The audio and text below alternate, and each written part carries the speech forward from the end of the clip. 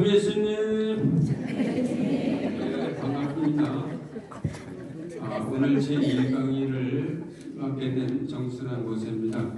금방 신부님께서 소개해 주신 대로 가도 선교단에 활동하면서 체험한 것을 말씀드리겠습니다.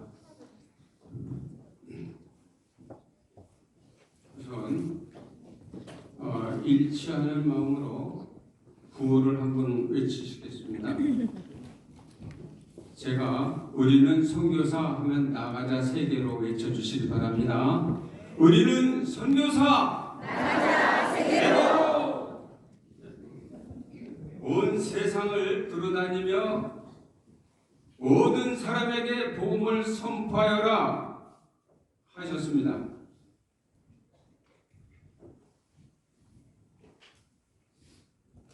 오늘 선교사의 날 형제 자매님을 모시고 이렇게 가도선교에 대하여 말씀드리게 된 것을 감사드리며 아울러 이 자리를 마련해 주신 하나님께 찬미와 영광을 드립니다. 또한 지도신부님께도 감사드립니다.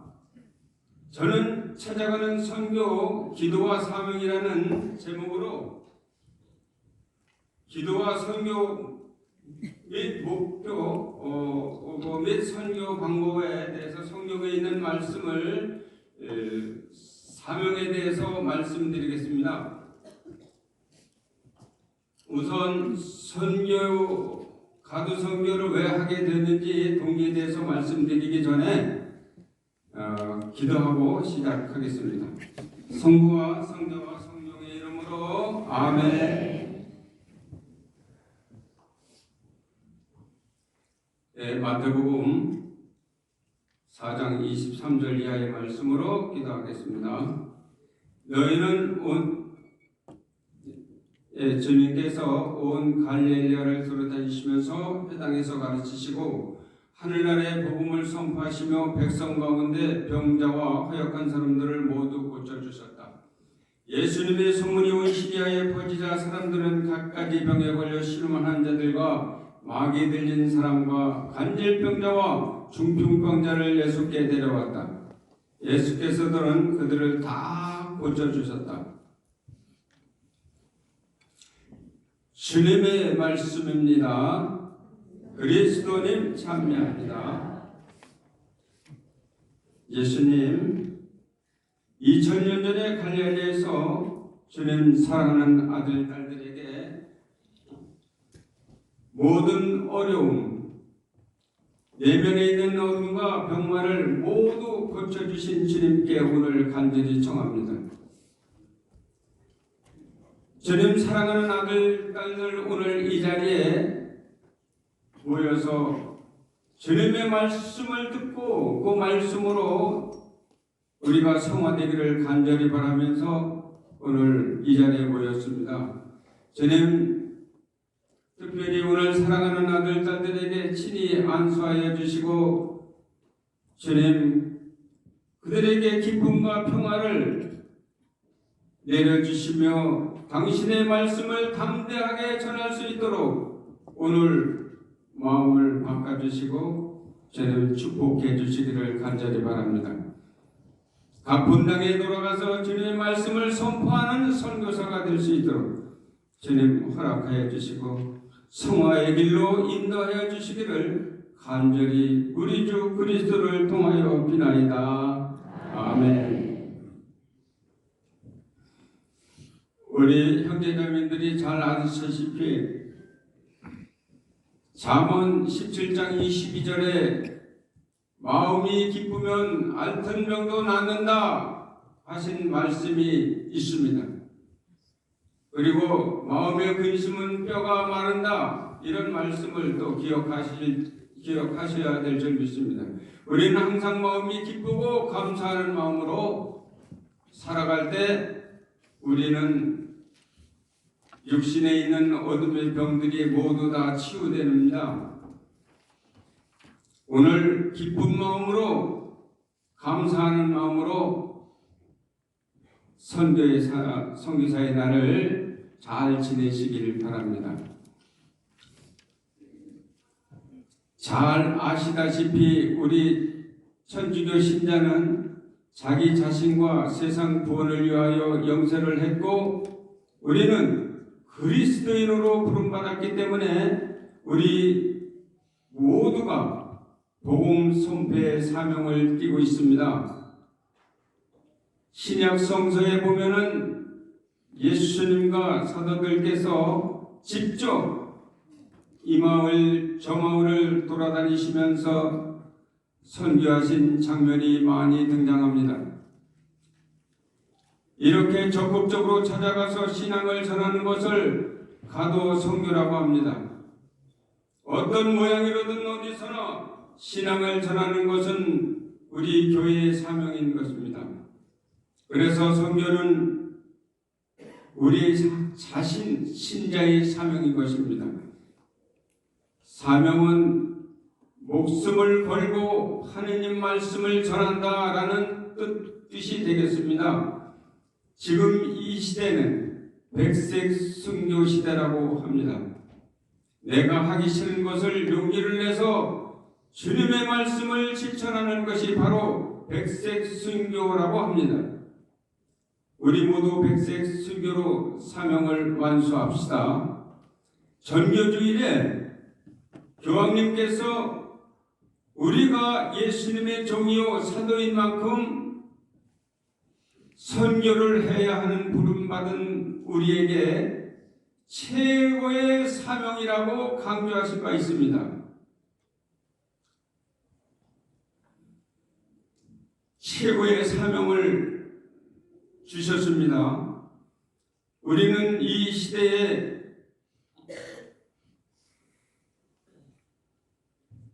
80억 인구 살고 있다고 하는데, 거기에서 예수님이 우리를 뽑아 세우셨습니다. 우리는 참으로 귀한 존재가 아닐 수 없습니다. 요한복음 15장 16절 이하의 말씀에 너희가 나를 택한 것이 아니라 내가 너희를 택하여 내세웠다. 그러니 너희는 세상에 나가 언제까지나 썩지 않는 열매를 맺어라 하고 말씀하셨습니다. 이 많은 사람 중에서 저희들을 뽑아 내세운 것은 주님께서 말씀하신 대로 세상에 나가 언제까지나 썩지 않는 열매를 맺으라고 우리를 부르셨습니다. 우리는 늘 감사하면서 세상에 나가서 언제까지나 썩지 않는 열매를 맺어야 합니다. 썩지 않는 열매는 무엇이라고 생각하십니까? 갈라디아서 5장 16절 이하에 보면은 성령의 열매와 육정의 열매가 있습니다.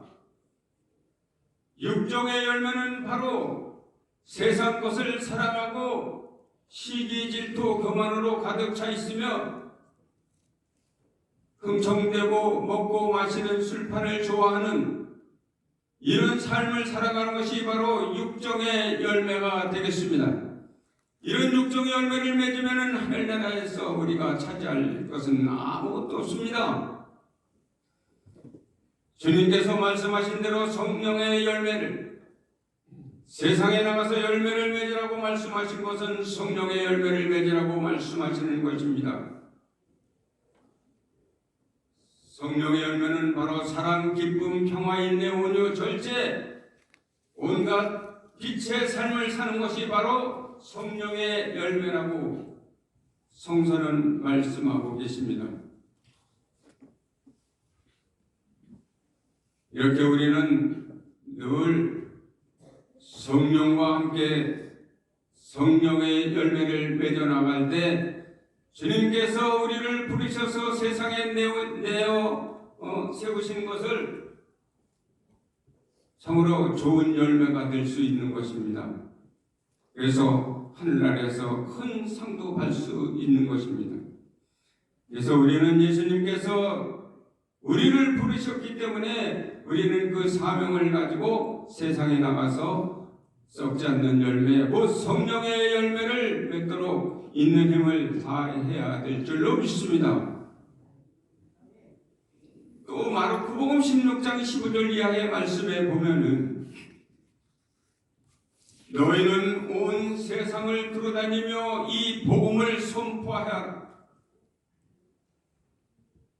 믿고 세례를 받는 사람은 구원을 받겠지만 믿지 않는 사람은 단죄받을 것이다 라고 말씀하셨습니다. 믿는 사람에게는 기적이 있다를 터인데 그는 내 이름으로 마귀를 쫓아낼 것이며 이상한 언어로도 말도 할 것이며 뱀을 쥐거나 독을 마셔도 아무런 해도 입지 않을 것이다. 병자에게 손을 얹으면 병이 날 것이다 하신 이 엄청난 은사의 말씀도 주시면서 사명을 부여하셨습니다. 이 말씀이 우리 안에 우리 안에 새겨지고 골수에 새겨질 때 우리는 그 말씀이 우리 안에서 살아 움직이는 것입니다. 이 말씀은 우리가 받아들이지 않고 2000년 전에 제자들에게 하신 말씀이다 라고 생각하면은 아무 우리하고는 소용이 없는 말씀이 되겠습니다. 그리고 말씀은 살아있고 힘이 있으며 어떤 쌍날 칼보다도 날카롭다고 말씀하셨습니다. 골수를 째낸다고 하셨습니다. 그리고 말씀은 곧 우리 안에서 이루어지며 하느님 앞에 감추어진 것은 하나도 없다고 말씀하셨습니다. 히브리서 4장 12절 이하의 말씀도 골수에 새기면서 우리는 항상 말씀이 살아있음을 느껴야 될 것입니다. 말씀이 살아 움직일 때 우리는 주님의 사명을 완수할 수 있는 것입니다. 그래서 이 말씀이 우리 안에 골수에 새겨지고 그 말씀을 실천할 때 우리는 온 세상을 돌아다니며 복음을 선포하라 하신 말씀을 실천할 수는 없겠지요. 그러나 살아 움직이는 하나님의 말씀은 가능합니다. 그러면 세상을 돌아다니며 복음을 선포하지는 못할 망정 분당 구역에서 가정에서 교구에서 우리는 복음을 선포해야 되지 않겠습니까? 구역에서 가정에서 교구에서 각 역전에서 복음을 선포하는 것은 우리 사명을 받은 것입니다. 이런 엄청난 사명을 받았으니 우리는 은사도 함께 받는 것입니다. 실천하고 말씀이 내 안에 살아 움직일 때 믿는 자가 돼서 기적을 일으킬 수 있는 것입니다. 믿는 자는 기적이 있다를 텐데 그는 내 이름으로 마귀를 쫓아낼 것이라고 말씀하셨습니다. 우리는 믿는 자가 돼서 어둠과 병마를 다 이기는 그런 선교사가 되어야 될 줄 믿습니다. 또 마태복음 28장 19절 이하의 말씀에 보면은 주님께서 제자들에게 오셔서 내가 하늘과 땅의 모든 고난을 받았다. 그러므로 너희는 가서 모든 민족들을 내 제자로 삼아 아버지와 아들과 성령의 이름으로 세례를 주고 내가 너희에게 명령한 모든 것을 가르쳐 지키게 하라. 세상 끝날까지 내가 너희와 함께 있겠다. 이런 엄청난 말씀을 주셨습니다. 우리는 선교사들입니다. 가르쳐 지키게 해야 할 것입니다. 그리고 믿어야 할 것입니다. 세상 끝날까지 내가 너희와 함께 있겠다 하신 말씀을 믿으시기 바랍니다. 그 말씀으로 구원받으시고 능력받으시고 치유받으시기를 주님의 이름으로 기도합니다. 참으로 주님께서 우리와 함께 계심을 감사드리며 순간순간 주님께 묻고 듣고 행동하는 우리 모두가 되어야 되겠습니다. 세상 끝날까지 내가 너희와 함께 있겠다 하신 말씀이 이 얼마나 기쁜 말씀이십니까? 예수님이 우리 옆에 눈에 보이게 계시면은 우리는 달라질 것입니다. 그러나 주님께서는 마지막 때까지 우리 옆에 눈에 보이기에는 안 계십니다. 그럼 어떻게 계시느냐? 내 안에 성령으로 함께 계심을 믿어야 하실 것입니다. 성령이 내 안에 계실 때 우리는 모든 악습과 어둠이 다 떠나가고 하늘나라의 시민으로서 대화하고 행동하고 생각하는 우리 모두가 되는 것입니다. 성령님을 믿으시기 바랍니다. 성령을 믿으시지 않으면 우리는 안고 없는 찐빵이 되는 것입니다. 성령께서 내 안에 계실 때 우리는 항상 기쁨과 평화가 넘치며 말씀을 사랑하게 되고 자선과 선행이 기쁨이 되며 항상 십자가 너머에 있는 영원한 생명을 생각하게 되어 어디에서나 기쁨으로 가득 차 있습니다.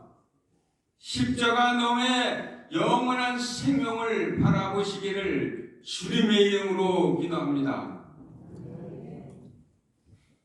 고통과 어떤 역경을 피하고서는 절대로 예수님께 갈 수 없는 것입니다. 성령으로 함께 계실 때 우리는 영원한 생명을 얻을 수 있을 것입니다. 주님께서 말씀하셨습니다. 물과 성령으로 새로 나지 않으면 아무도 아버지 나라에 갈 수 없다 라고 말씀하셨습니다. 성령을 모독하는 자는 현세에서도 내세에서도 용서받지 못할 것이다. 모든 죄는 다 용서받을 수 있다고 말씀하셨습니다. 그러나 성령을 모독하는 자는 현세에서 내세에서도 용서받지 못한다는 주님의 존엄한 말씀을 우리는 늘 골수에 새기면서 성령님께 의탁하고 성령님께 간절히 기도하며 성령님과 함께 살아가기를 간절히 바라면서 성서에 성령님에 대한 온갖 축복의 말씀을 많이 찾아서 연구하시고 암기하시기 바랍니다. 그래서 세상 끝날까지 우리와 함께 계시는 예수님을 믿고 따라가야 할 것입니다. 잠깐 물 좀 마시고 하겠습니다.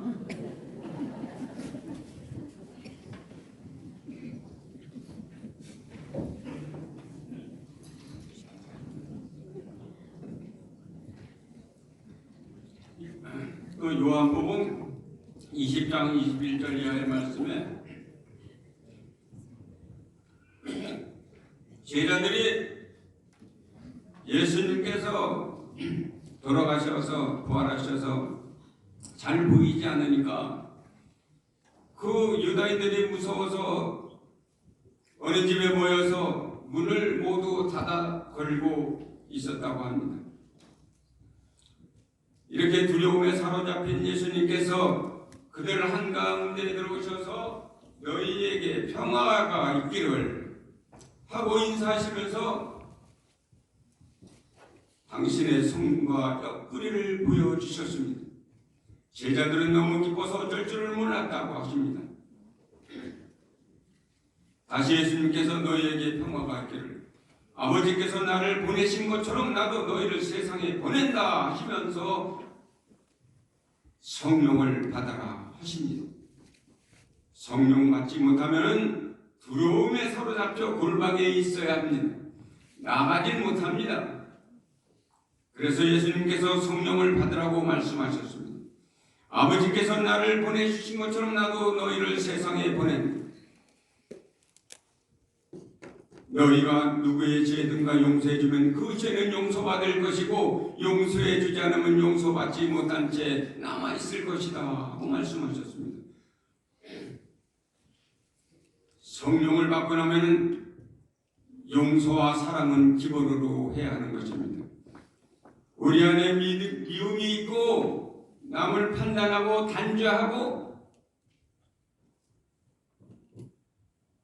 함부로 말을 한다면은 우리는 성령을 받지 못한 것입니다. 주님께서 말씀하셨습니다. 성령을 받아라. 그리고 용서해줘라.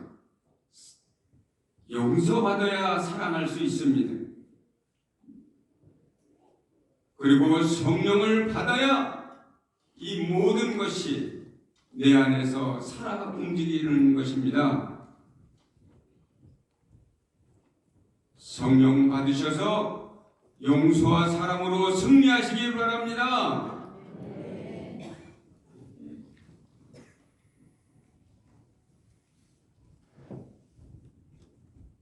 다시 한번 강조합니다. 예수님도 제자들도 모든 성인 성녀들도 순교로 사명을 완수하였습니다. 우리도 순교의 정신으로 사명을 실천해야 합니다. 신명기 28장 2절 이하의 말씀에 너희 하느님의 말씀에 순종하기만 하면 온갖 복이 너희를 사로잡을 것이다 라고 말씀하셨습니다. 말씀에 순종하시고 신명기 28장 2절 이하의 말씀처럼 온갖 복이 우리를 사로잡아 아버지께 영광 돌리고 외인들이 보고 하느님을 찬양할 수 있도록 우리는 말씀에 순종해야 할 것입니다.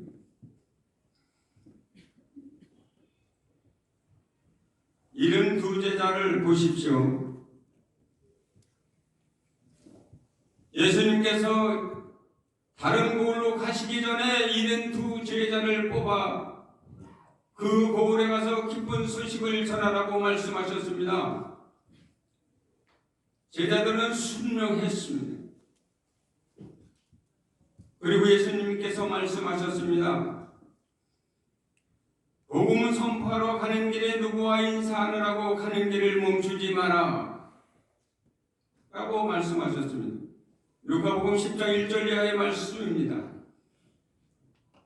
제자들이 가서 고을에 가서 며칠 있으면 주님께서 이 마을에 오시는데 준비하십시오. 기쁜 소식입니다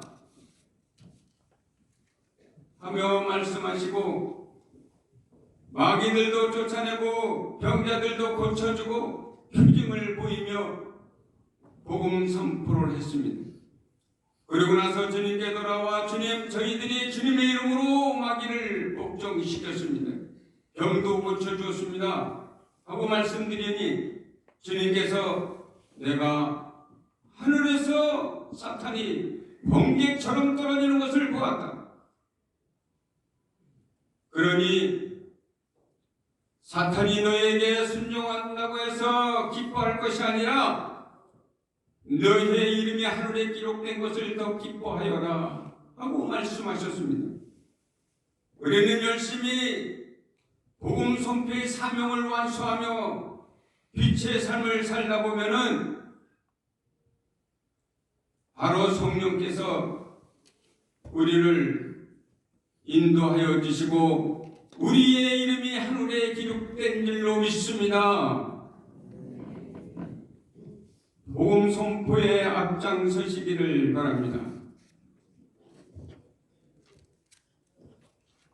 교회와 내가 복음화되지 않으면 악마를 이길 수 없습니다.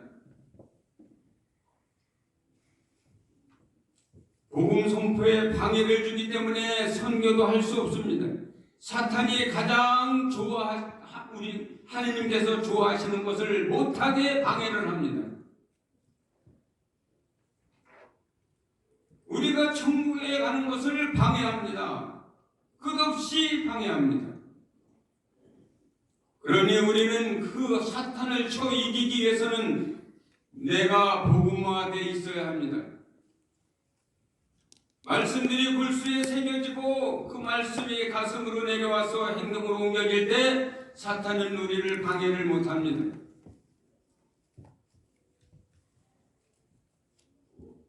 자기 성화가 중요한 것은 틀림없습니다만 한 영혼을 입교 영세시키는데 전력을 기울이는 것이야말로 하느님께서 가장 좋아하시는 사랑의 실천인 것입니다. 하느님은 우리가 성화될 때 기뻐하십니다. 성인들께서 완도계르는 3단계를 말씀하셨습니다. 오늘 이 말씀을 들으시고 자가진단 하시기 바랍니다.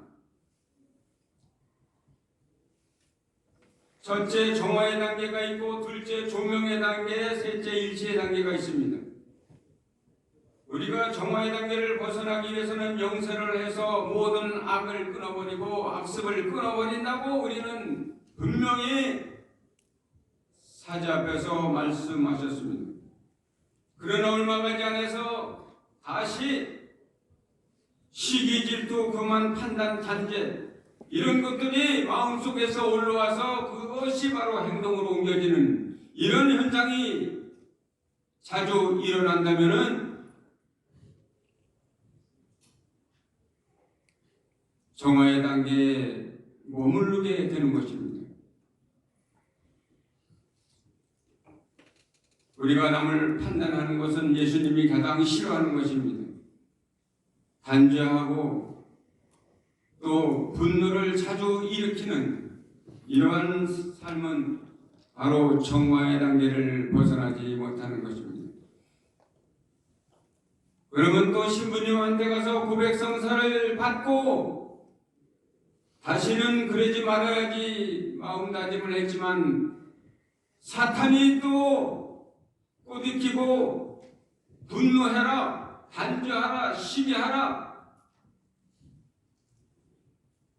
성령의 뜻을 무시하고 네 뜻대로 하라, 이렇게 사탄이 얘기하면 그대로 따라합니다. 이것이 바로 정화의 단계를 벗어나지 못하고 계속 쳇바퀴 굴르듯이 굴러가는 것입니다. 다람쥐가 매일 쳇바퀴 굴리듯이 그렇게 해서야 되겠습니까? 성령께서 내 안에 오시면 정화의 단계를 빨리 벗어날 수 있습니다. 모든 삼라만성을 아름답게 볼 줄 알고 풀 한 포기도 돌 하나도 모든 것은 우주 만물을 창조하시는 하나님께서 창조하신 것이기에 귀하게 여기고 감사하게 여기는 것입니다. 성령께서 내 안에 오시면은 조명의 단계를 걷게 되는 것입니다. 정화의 단계를 벗어나기 위해서는 내 안에서 끝없이 올라오는 자아를 죽이고 성령의 능력으로 사랑과 기쁨으로 가득 찬 마음으로 순간순간 생각하면서 성령께 의탁하는 것입니다. 이렇게 해서 우주 만물을 창조하신 아버지 하나님께 감사드리며 모든 것은 주님 것이다. 모든 것은 주님께서 주관하신다. 참새 한 마리도 하느님의 허락 없이는 땅에 떨어지지 아니한다고 하신 말씀을 기억하면서 모든 것은 하느님께서 허락하셔야 죽고 또 태어날 수 있다. 그러니 모든 것은 하느님께 달려있으니 모든 것은 하느님께 영광 돌리고 감사하는 마음으로 살아야 될 줄 믿습니다.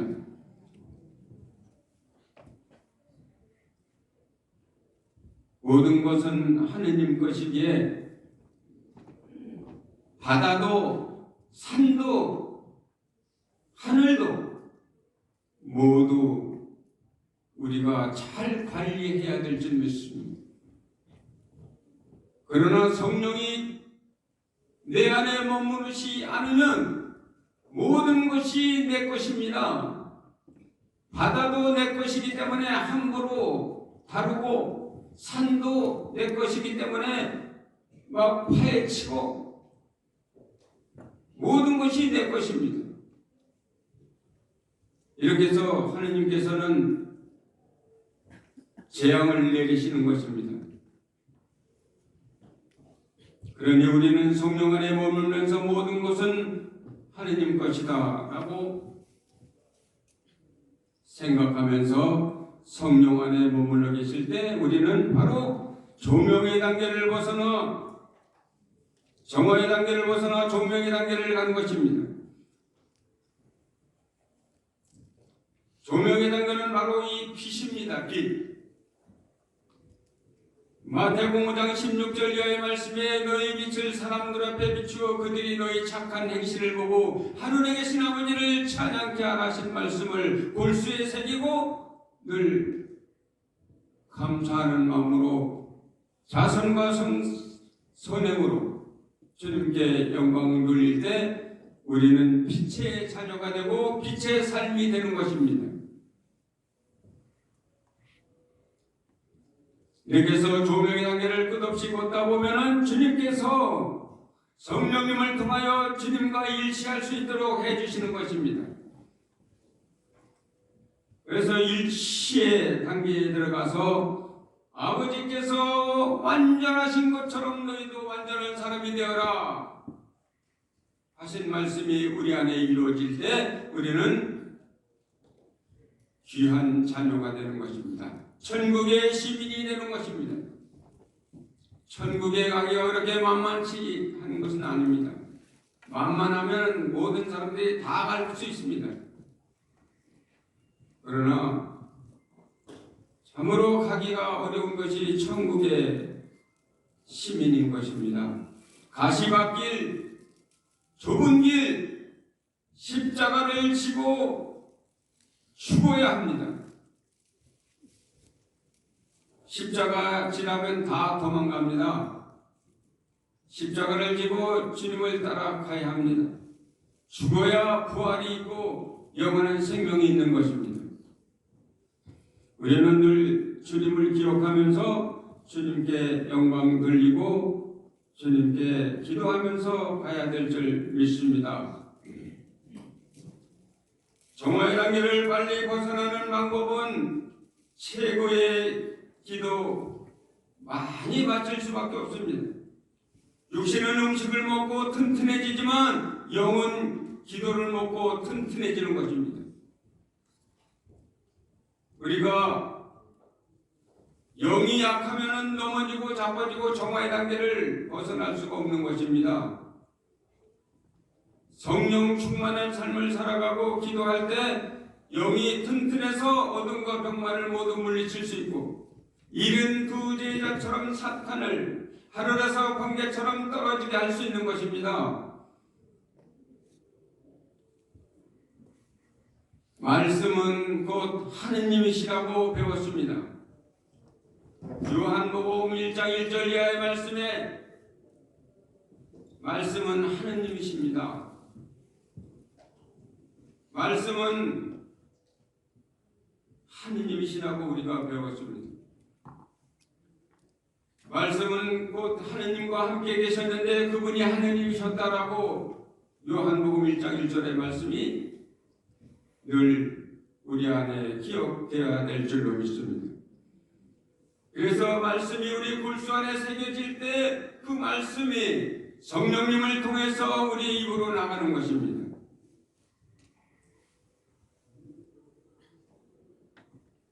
오늘 중요하고도 평범하면서도 잘 알고 있는 그 말씀을 재정비하는 시간을 가져보겠습니다. 여기에 우리 형제자매님들은 외지어도 하셨을 거고 묵주기도는 당연히 하셨을 거고 말씀도 선교 강의를 통해서 많이 배우셨을 줄로 믿습니다. 그러나 우리가 몸이 아파서 병원에 간다든가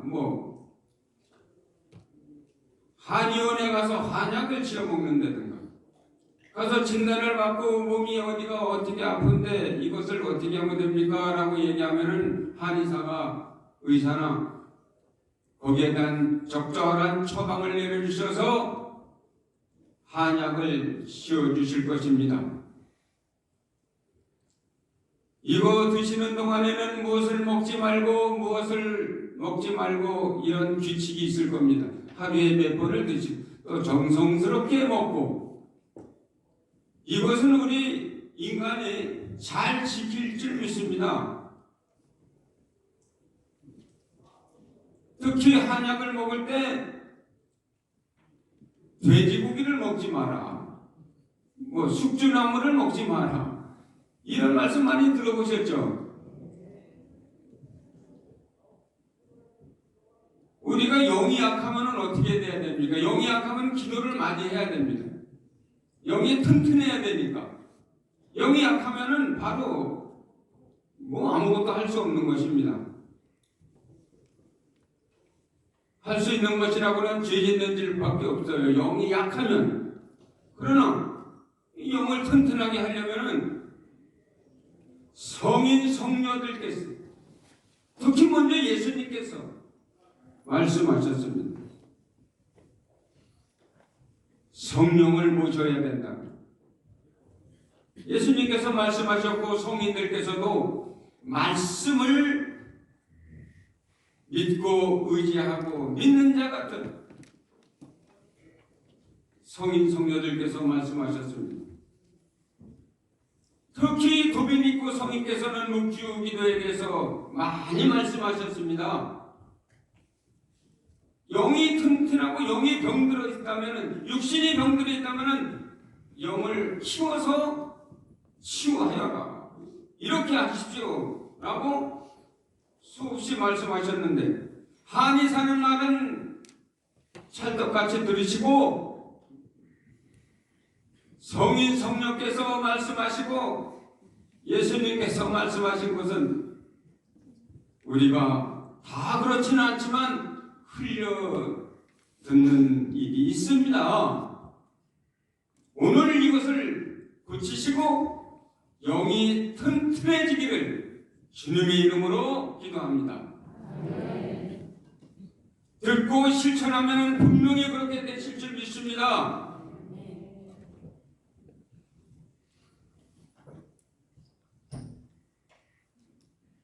교본 165페이지, 묵주 기도보다 더 뛰어난 기도는 없다.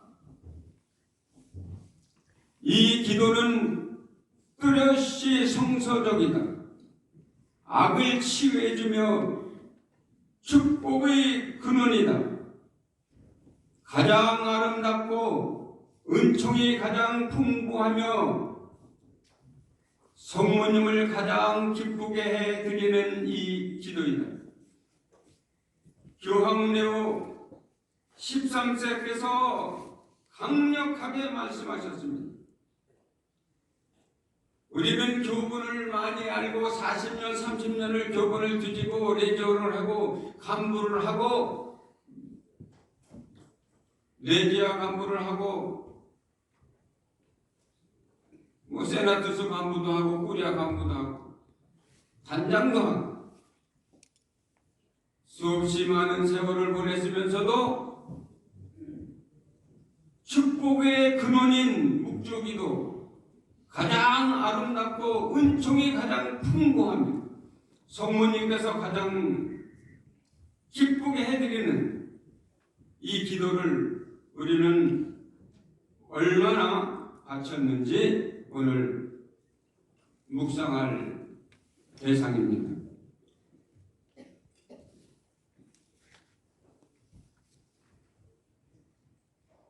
아무리 유명한 강의를 많이 하고 많이 듣고 해도 말씀을 듣고 실천하지 않으면 나하고는 아무 상관도 없이 내 영은 병들어가는 것입니다.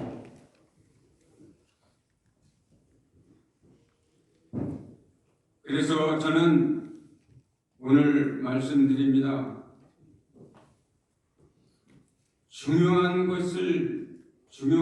우리가 중요한 것을 놓치고 있습니다라고 강력하게 말씀드리고 있습니다. 저는 말씀으로 완전 치유를 받았습니다. 악습이 치르는 총을 15년 전에 받고 묵주기도를 각 신비를 말씀을 찾아 읽고 암기해서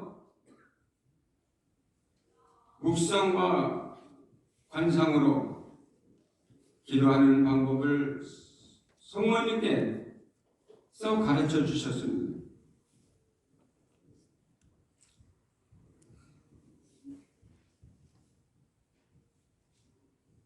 우리가 복음화 되지 않으면은 안 되며, 복음화가 되면은 은사는 꼭 주십니다.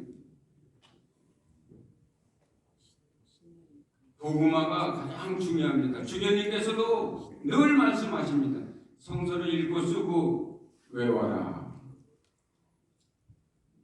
의사가 얘기하는 거는 잘 들으시면서 참으로 어려운 것이 말씀을 듣고 실천하는 것. 이것이 어려운데 천국에 가기 위해서는 해야 합니다. 할 수 있습니다. 제가 한 것을 보시고 우리 선교사 형제자님들은 꼭 하셔야 합니다. 저는 성모님께서 어느 날 말씀을 잘 모르고 묵주기도만 열심히 했습니다. 하루에 200단, 300단을 하기 위해서 속도를 내면서 300단을 했다는 그 도치감에 취해서 밤낮으로 열심히 했습니다. 그러나 그날은 일이 좀 바빠서 300단을 못 채우고 잠을 줄여야 되겠다 그런 생각까지 하면서 3시에 혼자서 열심히 300단을 채우고 있었습니다. 그런데 갑자기 제 내면에서 너는 묵주기도를 열심히도 하는구나. 그런데 그 말씀이 성서에 어디 있는 줄 아느냐? 이런 말씀이 정확하게 들렸습니다. 그래서 저는 성서를 잘 보지 않는 그런 사람이었어요. 그러나 대충은 알고 있었죠. 그래서 제가 대답을 했습니다. 예, 성서에 어디 있는 줄은 압니다. 그렇게 말씀드렸더니 바로 또 들려오는 말씀이 찾아서 읽어라. 저는 그 말씀에 순종했습니다. 바로 무릎 꿇고 성서를 들고 펴봤더니 환희의 신비 1단서부터 5단까지 누가복음 1장 26절에서 누가복음 2장 41절에 싹 나와 있었습니다. 너무나 기뻐서 저는 그 말씀을 그때부터 묵주를 300단 하는 데를 내려놓고 말씀을 암기하기 시작했습니다. 환희의 신비를 읽고 묵상하면서 묵주기도를 바쳤습니다. 그리고 메모해서 갖고 다니면서 환희의 신비는 누가복음 1장 26절이지. 이렇게 외우면서 다니면서 학생들이 공부하듯이 열심히 했습니다. 그리고 성령님께 의탁했습니다. 성령님, 제 머리에는 세상 것이 들어있습니다. 이것을 모두 빼버리고 주님의 말씀, 묵주기도 각 신비의 말씀으로 가득 채워주시기를 간절히 원합니다. 라고 기도하면서 묵주기도를 하기 시작했더니 사람이 달라지더라고요. 말씀이 글씨에 새겨지니까 사람이 어리버리했던 사람이 똘똘해지는 거예요. 왜? 말씀은 하나님이신데 하나님이 내 안에 들어가 있는 거예요. 이 골수의 말씀들이 환희의 신비부터 영광의 신비까지 꽉 차버리니까 하나님으로 가득 차면 사람이 반듯해집니다. 그리고 어둠과 병마를 이기는 거는 뭐야 말도 잘하네. 시중 먹기, 죽먹기야 죽먹기 그러니까 한마디로 식은죽 먹기, 뜨거우면 못 먹으니까 그죠? 말씀이 꽉 차 있으면 영이 내 안에 내려서 성령께서 내 안에 계시니까 이건 사탄을 이거는 하느님한테 게임이 안 되는 거죠. 아시죠? 말씀이 내 안에 없으니까 우리가 자꾸 걸려 넘어지는데 말씀이 내 안에 꽉 차버리면 식은죽 먹기. 이제 잘 나오네. 식은죽 먹기. 그래서 우리는 진짜 말씀이 없으면 안 된다는 거예요. 그래서 오늘 이 시간 이후부터 우리 선교사님들께서는 각 본당에 돌아가시면은 복음화돼야 된다는 것입니다. 이거 쉽잖아요. 우리 묵주기도 20단까지 그걸 다 외웠잖아. 환희신비 1단 여기까지 외웠잖아. 그죠? 환희신비를 다 알아. 그 내용도 어렴풋이 알고 있어요. 그죠? 그러나 우리가 전쟁터에 나가서 실전으로 들어가기 위해서는 정확하게 알아야 됩니다. 환희신비 일단 루카복음 1장 26절 이하의 말씀 딱 이렇게 나가는 거예요. 그리고 엘리사벳이 아기를 가진 지 6달이 되었을 때 하느님께서는 천사 가브리엘을 갈릴리 지방 나자렛 동네로 보내시어 다윗 가문의 요셉이란가 사랑과 약혼한 처녀를 찾아가게 하셨다. 그 처녀 이름은 마리아였다. 천사는 마리아 집에 들어가 은총이 가득히 받으며 기뻐하소서 주님께서 함께 계십니다 하고 인사하였다. 마리아는 몹시 당하여 도대체 그 인사말이 무슨 뜻일까 하며 곰곰이 생각하였다. 이런 식으로 끝까지 다 외워버리는 거예요. 우리 선교사님들은 하나 가르쳐 드리면 2가지 3가지는 아시잖아. 그죠? 제가 지금 환희신비 일단 하는 거 이제 어떻게 해야 되는 방법을 다 아셨잖아요. 각 신비를 다 이렇게 정확하게 나름대로 요약해서 외우는 거예요. 그렇게 해서 이단들이 성모님을 배척하고 우리 보고 이단이라고 하고 개신교에서 성모님을 경배한다고 하고 이런 것을 이 묵주기도로서 다 퇴치할 수 있는 것입니다. 이단은 말씀 안에 못 견딥니다. 우리가 이단들이 말씀 가지고 와서 몇 장 몇 절 멋져 그러면 바로 기죽어서 이렇게 꼬리를 내릴 게 아니라 그래 나는 그거는 미처 생각을 못했다. 당신이 알고 있는 걸. 그러나 그렇다면 당신은 내가 얘기 한번 해봐라.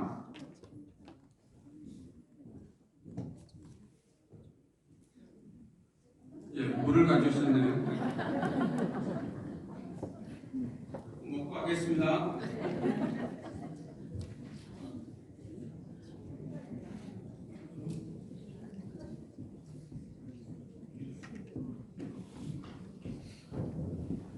그래서 우리가 복음 선포하러 세상에 나가면 세상에 나가라고 예수님께서 분명히 말씀하셨습니다. 세상에 나가면 온갖 어둠과 마귀들이 우리를 괴롭히고 방해를 합니다. 그럴 때 우리는 이 말씀을 가지고 나가야 될 것입니다. 우리는 묵주기도를 말씀으로 다 암기하고 기도할 때 성령께서 충만히 우리를 감싸주시고 인도하시는데 개신교에서 몇 장 몇 절 얘기를 하면 그거는 내가 잘 모르니 당신은 그럼 내가 아는 것을 한번 답해보라고 얘기하면서 지구의 나이가 몇 살입니까? 라고 물어보면은 아마 아시는 분은 아시고 모르는 사람은 모르고 그럴 거예요. 우리가 과학으로 밝혀낸 것이 138억 년이라고 합니다. 그 138억 년 걸려서 우주 만물을 창조하신 아버지께서 모든 생명을 주관하시는 하나님께서 이 땅에 우리를 구원하기 위해서 오신 그 날은 2000년 전에 어디서 누구를 택하여 오셨는지 당신이 알고 있습니까? 이 얼마나 긴 세월을 하나님께서 기다리고 기다리셨다가 인간을 만나시고 구원하시기 위하여 오신 어디에서 누구에게서 어떻게 오셨습니까? 성서에 어디에 있습니까? 라고 물어볼 때 그 사람들은 답하지 못합니다. 그럴 때 누가복음 1장 26절에서 누가복음 2장 41절을 당신은 배워야 될 것입니다. 그러면서 우리는 이것을 1년을 배워서 배우는데 당신은 얼마나 배울지 모르지만 빨리 배울지 모르지만 성당에 나와서 배우시기 바랍니다. 이렇게 하면 이 사람들이 바로 꼬리를 내리고 달아납니다. 신천지 역시 마찬가지입니다. 모든 이단들은 이 묵주기도의 그 각 단의 신비의 말씀대로 가르칠 수가 있습니다. 얼마 전에 집사님이 개종을 했습니다. 그 형제님은 개신교는 싫다고 분명히 말을 했다고 합니다. 그 집사람한테. 그래 내가 가게 되면 천주교에 가는데 천주교에 가면은 너도 천주교로 오고 우리 가족이 다 천주교에 다녀야 된다. 집사 아니라 아무래도 안 된다. 이렇게 강력하게 나오니까 그 집사님이 또 남편에게 순종하는 마음으로 알겠다고 가서 용서하시면 나도 같이 가겠다고 그리고 왔어요. 왔는데 와서 프란치스코라는 이름으로 세례를 받았습니다. 근데 거기 딸이 하나 있고 아들이 하나 있어요. 그래서 세례를 이제 늦게 받으려고 이제 딸이 교리반에 다 나가고 있었어요. 우리 선교사님들이니까 교리반에 다 나오는 도중에 생겼던 일이기 때문에 말씀드리는데 교리반에 열심히 나갔는데 아니 어느 정도 영사할 때쯤 되니까 이상한 현상이 일어나는 거예요. 자기 아버지가 미군 부대에 다니시는데 퇴근하고 오면은 아버지 머리를 쓰다듬으면서 내 새끼 고생 많았네. 아이고 내 새끼 이렇게 얘기하는 거예요. 아버지가 깜짝 놀라잖아요. 장난하는 것도 아니고.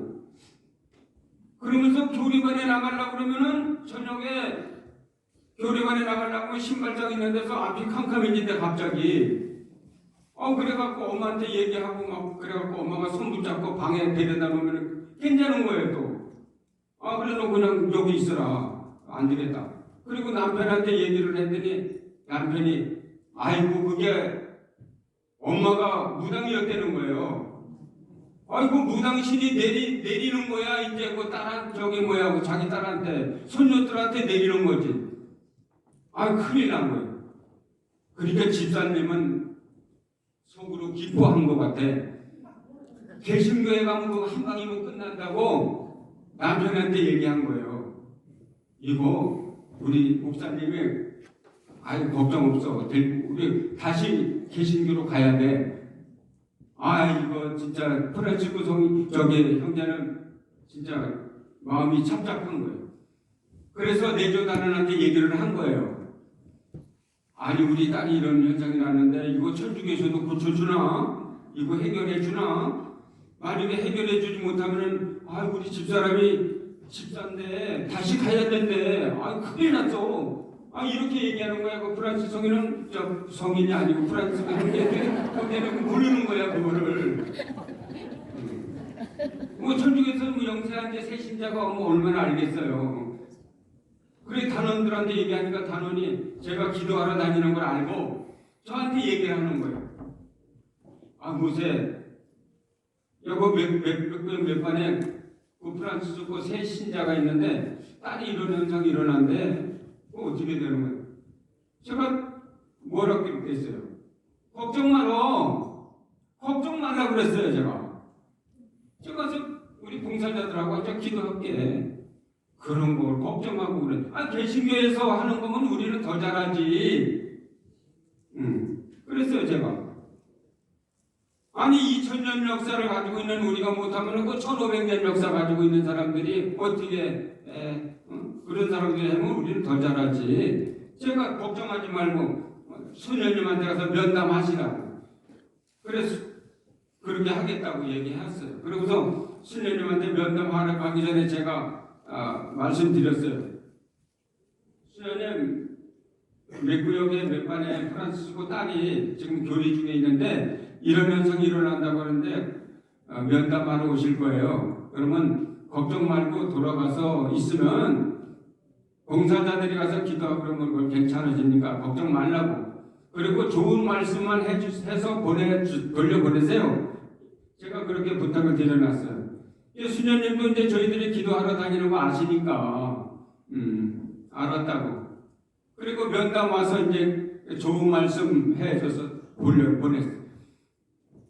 그 가가지고 기다리고 있겠죠? 봉사자들을 누가 가는지는 몰라 거기서는. 그래서 제가 이제 그걸 맡았으니까 제가 항상 기억을 하면서 있다가 마침 그날 시간이 돼서 가는데 또 마침 주님께서 형제 한 분을 보내주셔서 그 길에서 만나서 바로 그 집으로 갔습니다. 갔더니 누워있어. 아픈가 봐. 그래서 그 집사님이 반갑게 맞아주시더라고요. 그래서 들어가서 상황을 얘기 들어보니 그 할머니 그 무당 귀신이 내기는 것 같아요. 말대로. 그래서 함께 기도하자고 얘기하고 저는 기도할 때 말씀을 가지고 갑니다. 이 골수에 다 있다고 하셨죠? 빛의 신비 3단을 가지고 갑니다. 저는 다 외웠으니까. 빛의 신비 뭔지 아시죠?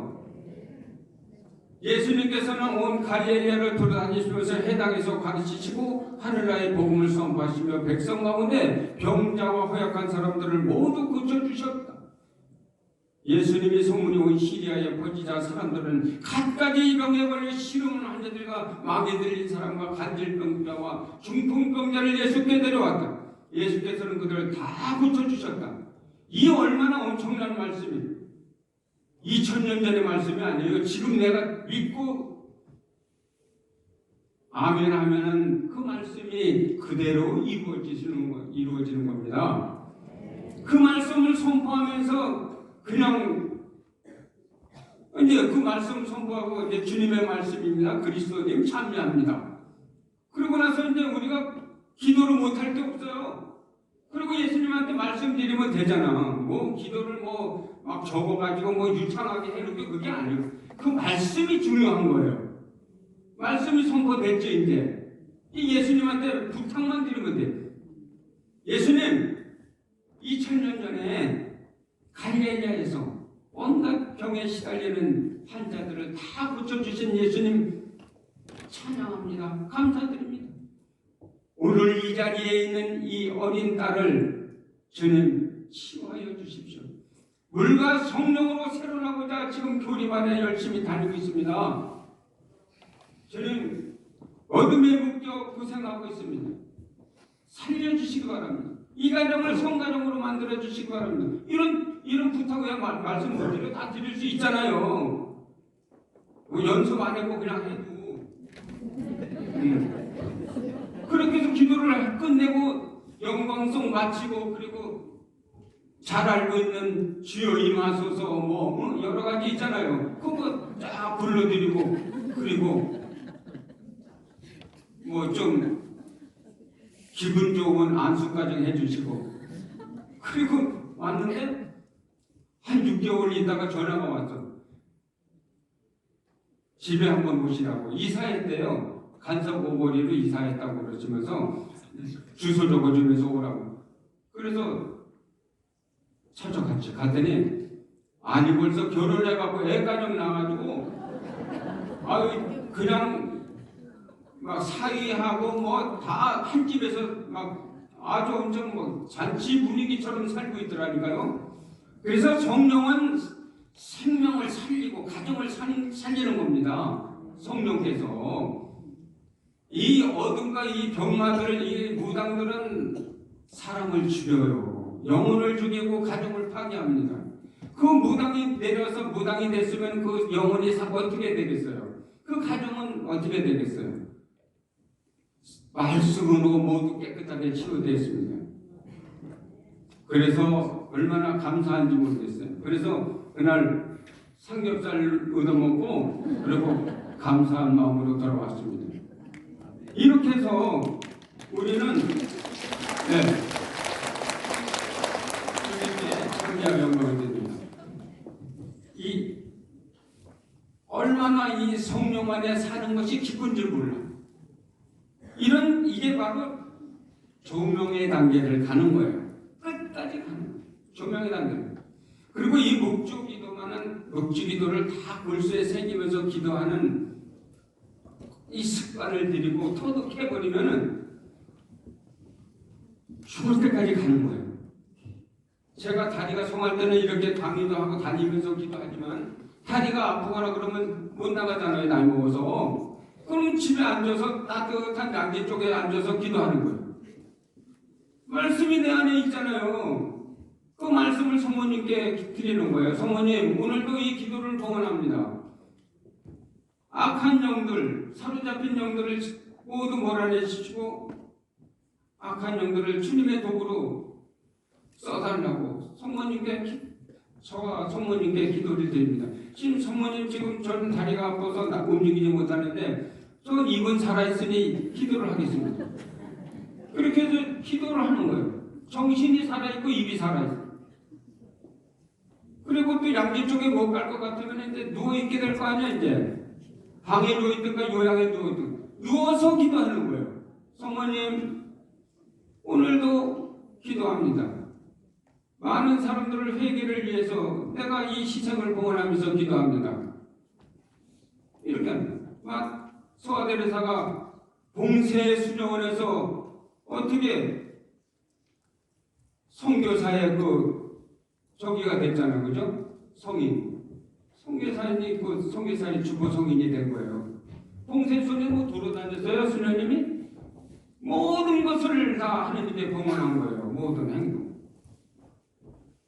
그래서 선교사의 수호성인이 성녀가 됐듯이 우리도 누워있을 때 누워서 기도하고 서있으면 서서 기도하고 이렇게 해서 조명의 단계를 끝까지 갈 때 우리는 천국에 갈 수 있는 것입니다. 성모님과 함께 끝까지 가는 겁니다. 그러나 내 골수에 말씀이 살아있지 않으면 온갖 어둠이 괴롭혀서 고통과 어떤 시련이 오면은 불평불만하고 좌절하게 되고 그렇게 돼서는 절대 안 되는 것입니다. 그래서 오늘은 말씀을 요약해서 드렸습니다. 그리고 이 말씀을 다 드리자면은 원래 피정이 하루가 돼야 되는데 이 1시간도 안 되는데 굉장히 짧은 시간에 말씀드리기는 그렇고 그래서 우리 선교사님들은 벌써 다 아셨을 거예요. 그죠? 어둠을 이겨야만 선교할 수 있다. 그죠? 어둠을 이기는 방법은 말씀이다. 그거예요. 뭐 다른 게 있어요. 죽기 살기로 말씀을 외우세요. 외우는데 묵주기도를 20달을 다 외우세요. 그러면은 그냥 어둠을 이길 수 있고 내가 선교해야 되겠다 그러면 여기서 기쁨이 넘쳐서 하게 된다니까요. 선교를 해야겠다 하면 딴 생각이 나는 거예요. 지금은. 그리고 벌써 여기서 틀어 자꾸. 뭐가 틀겠어요? 가장 좋아하시는 것을 하려고 그러니까 벌써 눈치채셨잖아요. 그죠? 크게 틀어 자꾸. 가는 길에 길을 멈추지 마라 하셨잖아요. 이런 두 제자한테는. 근데 멈추게 만든다니까. 그래서는 절대 안 됩니다. 그래서 우리는 바로 능력을 받아야 합니다. 능력을 받는 방법은 말씀으로 받아야 합니다. 그래서 여기서 다 이제 아셨으니까 우리 이제 성대사의 날 오늘 중요한 것은 평생 가지고 가는 오늘 강의가 되겠습니다. 평생 성령과 함께 가시기를 바라면서 제2강의는